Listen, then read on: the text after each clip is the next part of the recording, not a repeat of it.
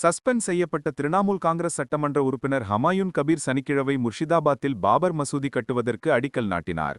வங்காளத்தின் 37% முஸ்லிம் மக்கள் எந்த விலையிலும் அதை கட்டுவார்கள் என்பதால் யாராலும் ஒரு செங்கலை கூட நகர்த்த முடியாது என்று கூறினார்.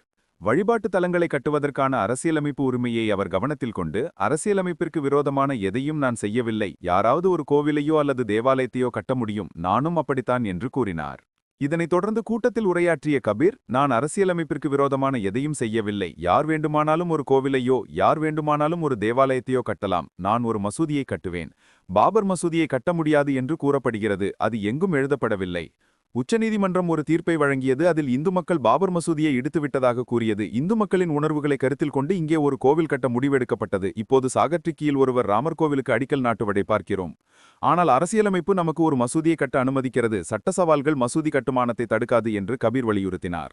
எனக்கு எதிராக 5 வழக்குகள் தொடரப்பட்டுள்ளன, ஆனால் அல்லாவை யாராலும் தடுக்க முடியாது. இந்திய அரசியலமைப்பில் ஒருவர் மசூதி கட்டலாம் என்று எழுதப்பட்டுள்ளது, அது ஒரு உரிமை என்றும் நீதிமன்றம் தெளிவாக கூறியுள்ளது, அது ஒரு உரிமை என்றும் அவர் கூறினார்.